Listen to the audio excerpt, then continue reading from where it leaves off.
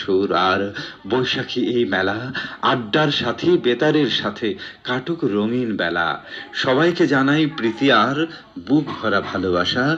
পূর্ণ হোক আগামীর দিন, সার্থক হোক আশা। অসাধারণ অসাধারণ একটি কবিতা, চমৎকার একটি কবিতা। কবিতার শিরোনাম বৈশাখের নবধ্বনি।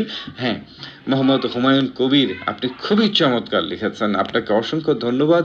চমৎকার একটি কবিতা এবং চমৎকার একটি কমেন্টের মাধ্যমে আমরা শুরু করতে পারলাম। প্রহরের সূচনা লগ্নটা হলো। ধন্যবাদ আপনাকে।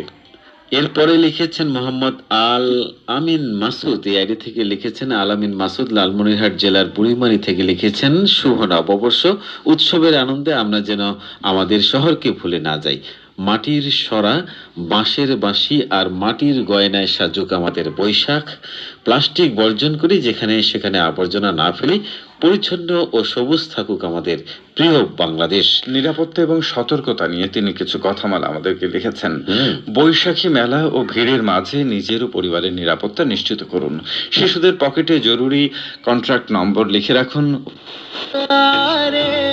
मेरी जुबां से तू जरा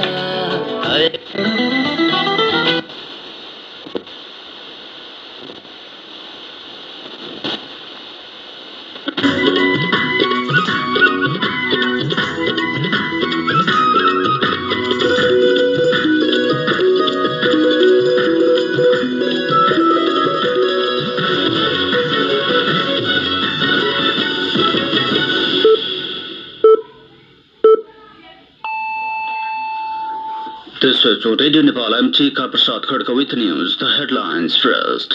Nepal government unveiled its draft of national commitment outlining key priority